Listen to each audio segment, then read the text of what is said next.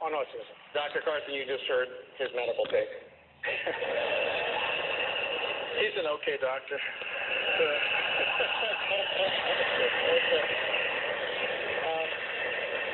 But, you know, the fact of the matter is, we have extremely well-documented proof that there's no autism associated with vaccinations.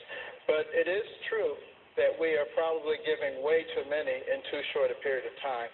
And a lot of pediatricians now recognize that, and I think are cutting down on the number and the proximity in which those are done. And that's all I'm saying, Jake. That's all I'm saying. Dr. Paul, I'd like to bring you in.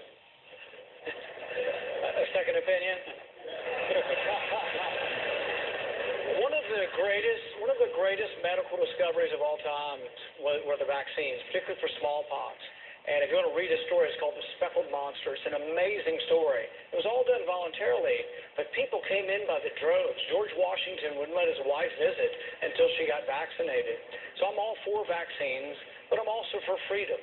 I'm also a little concerned about how they're bunched up. My kids had all of their vaccines, and even if the science doesn't say bunching up's a problem, I ought to have the right to spread my vaccines out a little bit at the very least.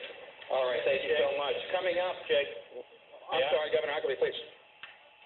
I think we need to remember that there are maybe some controversies about autism, but there's no controversy about the things that are really driving the medical costs in this country.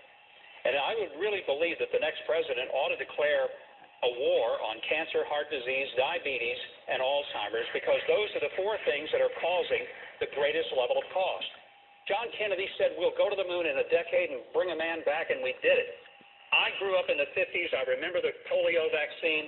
We saved billions of dollars since that time because we haven't had to treat for polio. Why doesn't this country focus on cures rather than treatment?